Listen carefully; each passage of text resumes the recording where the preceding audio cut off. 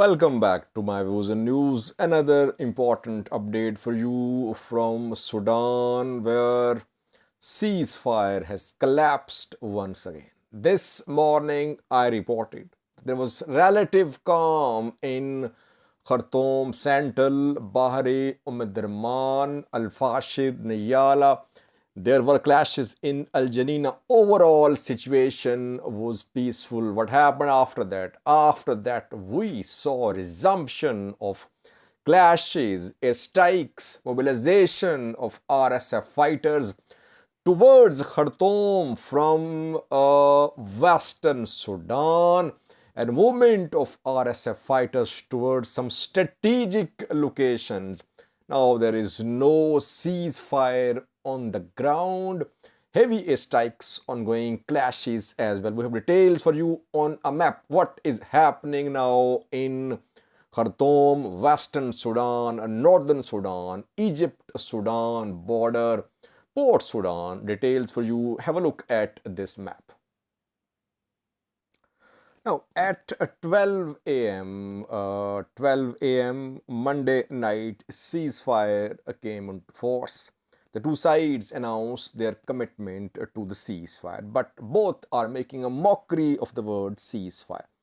After that, rapid mobilization movement of RSF fighters happened towards Khartoum from Western Sudan.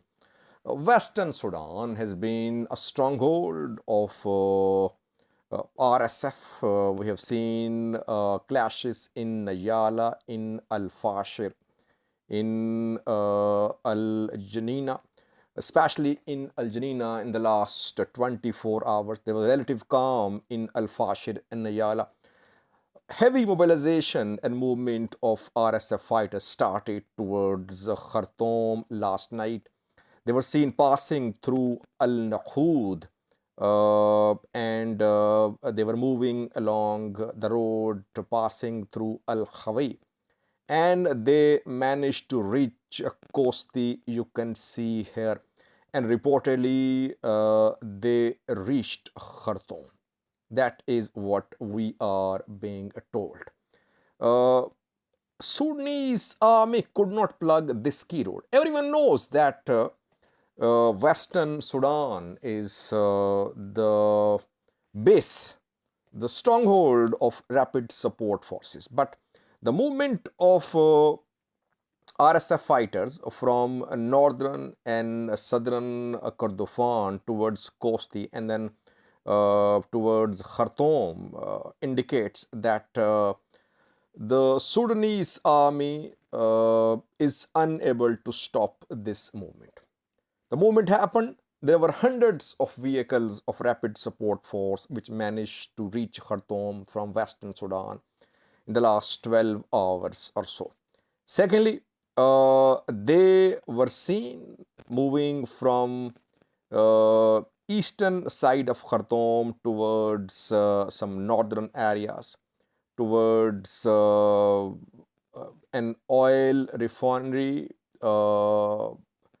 headquarters to the east of Wad Ramli. And Sudanese military claimed that they were planning to take over headquarters of oil refinery here, somewhere here, but the Sudanese Air Force started airstrikes. And since this morning, you can say for almost 4 to 5 hours, we have been seeing now airstrikes on RSF basis in Bahri and Darman. In Bahri, we saw airstrikes here, Kafuri, and here Al Qadro. You can see Al Qadro here, Al Qadro, Al Droshab. Airstrikes reported here in both areas, and reportedly in the vicinity of Khartoum Central as well.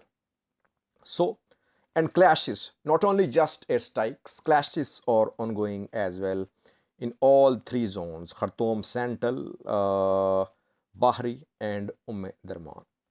Uh, it's difficult to say who is in commanding position, but since RSF fighters are managed to receive reinforcements from Western Sudan through this road, which indicates that their supply lines are intact. And if their supply lines are intact, it means they can continue their war in Khartoum. Firstly. Secondly, we are seeing the movement of people from Khartoum towards Egyptian border. From here to the north, people are moving. They are trying to reach Egyptian border. This is Egypt Sudan border, around 7 to 800 kilometers away from Khartoum is the border. The border crossing from Khartoum uh, to Egypt is around 800 kilometers away. You can imagine the hardships people face who want to cross into neighboring countries. They have two destinations. They want to reach this place, which is on Sudan-Egypt border, or they are trying to move towards Khartoum, from Khartoum towards Port Sudan, eastern Sudan. Let me show you Port Sudan here. This is Port Sudan. And distance from Port Sudan to Khartoum, and distance between Khartoum to Egyptian border, both distance are around 7 to 800 kilometers away. So the people of Khartoum, they cannot remain in Khartoum because heavy fighting ongoing. RSF fighters are inside houses. They are deployed to neighborhoods. You can see a picture on your screen showing RSF fighters stationed inside a neighborhood. So people cannot move freely. They have left with no option but to leave Khartoum. And there is no government in Khartoum, by the way. No one is monitoring evacuation of these people from Khartoum. They have to reach either Port Sudan or Egypt border. And it takes days of travel. And then on Egypt-Sudan border, they're not allowed to enter Egypt. Rather, if they have passports only, and passports, valid passports, then their cases are processed. This is the situation of IDPs who want to leave Khartoum. In Western Sudan, we are seeing resumption of clashes. In Al Janina, you can see here Al Janina, which is on Chad, Sudan border, and here civil war ongoing, clashes in different parts of the city. NGO offices have been looted, local police stations have been looted, weapons looted in Al Janina. Though there is relative calm in Nayala, South Darfur, Al Fashib, North Darfur, because some community elders convinced the two parties to agree to a ceasefire. But some sources say that there's going to be resumption of violence in Al Fashir, Nayala too. So far, Al Janina, Western Darfur is burning. Heavy clashes. Clashes not just between Rapid Support Force and Sudanese army, rather here we are seeing ethnic clashes. Resurgence of ethnic violence in Al Janina is being seen in different areas of the city, fighting ongoing. Overall situation in Khartoum is unchanged, viewers, that the Rapid Support Force fighters, RSF fighters, they are still based in and near Khartoum International Airport, around Presidential Palace, around military headquarters. No signs of their retreat from Khartoum. Sudanese armed forces are still relying on airstrikes.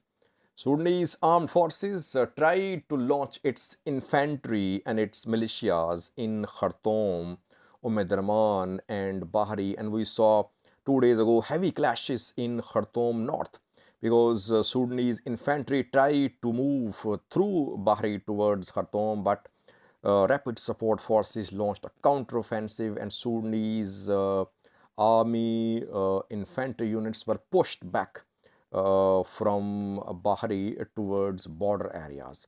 Same is happening here in Khartoum Central, where still RSF fighters are in charge of the areas, main areas. In Darman, situation is volatile. Both sides have their presence in Darman.